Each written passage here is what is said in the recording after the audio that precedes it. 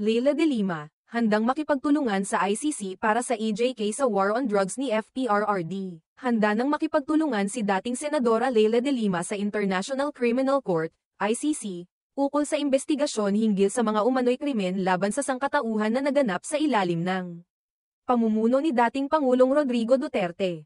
Ayon sa kanyang abogado, handa na itong magbigay ng mga ebidensya at magtestigo kung kinakailangan.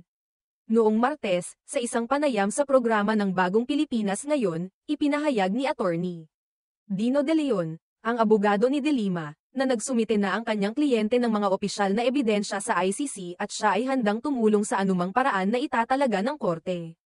Sinabi ni Attorney De Leon na sa kabila ng mga pinagdadaanan ni De Lima, patuloy siyang nagtataguyod ng katarungan at hindi matitinag sa kanyang mga prinsipyo, si Leila de Lima, na naging senador at dating chairperson ng Commission on Human Rights, CHR, ay nakulong mula Pebrero taong 2017 hanggang Nobyembre taong 2023 sa mga kasong may kaugnayan sa iligal na droga. Noong Hunyo taong 2024, pinawalang sala siya ng mga korte sa mga kasong iyon at muling napalaya. Ang pagkakakulong ni De Lima ay nag-ugat mula sa mga akusasyon na may kinalaman siya sa ilegal na droga. Ngunit iginiit ng kanyang mga taga-suporta at mga kritiko na ang kanyang pagkakakulong ay isang anyo ng pampulitikang panggigipit dahil sa kanyang mga oposisyon sa Administrasyong Duterte. Lalo na sa mga hakbang na ipinatupad nito laban sa mga mahihirap at sa mga umano'y hindi makatarungang patakaran sa paglaban sa droga.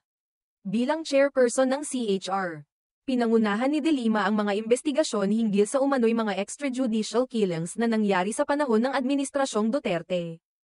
Partikular na ang mga insidente ng pamamaslang na kinasasangkutan ng mga miyembro ng Davao Death Squad noong alkalde pa si Duterte sa Davao City.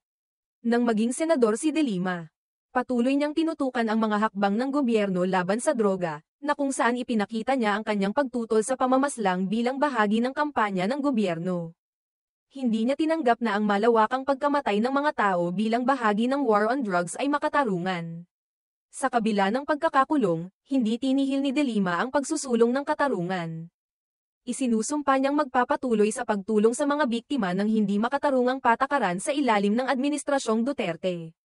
Noong 2023, ipinasya ni De Lima na ipadala ang mga ebidensya at dokumento sa ICC, isang hakbang na itinuturing na mahalaga sa pagsusulong ng investigasyon ng korte ukol sa mga paglabag sa karapatang pantao.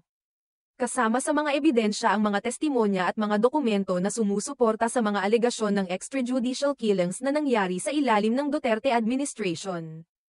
Handa din si De Lima na maglakbay patungong Netherlands at magtestigo sa harap ng ICC kung kinakailangan. Ang pagiging handa ni De Lima na tumulong ay isang patunay ng kanyang tapat na layunin na ipaglaban ang mga karapatan ng tao at ang makatarungang proseso. Sa kabila ng mga pagsubok na kanyang hinarap at patuloy na kinahaharap, hindi siya natatakot na ibahagi ang kanyang mga karanasan at patuloy na magsalita laban sa mga isyong may kinalaman sa karapatang pantao at hustisya. Samantala, itinuligsa ni De Lima ang malupit na pamamalakad ng Administrasyong Duterte sa pamamagitan ng war on drugs. Ipinahayag niya na habang mahalaga ang paglaban sa iligal na droga, hindi nararapat na ang solusyon ay magdulot ng mga hindi makatarungang pagkamatay ng mga tao. Ayon pa sa kanyang abogado, ipinaglalaban pa rin ni De Lima ang mga prinsipyo ng karapatang pantao, na dapat hindi gaanong pinapahalagahan sa mga ganitong issue. Hindi rin siya natatakot sa mga balakid at patuloy niyang ipaglalaban ang tamang landas patungo sa katarungan para sa mga biktima ng mga patakarang hindi makatarungan.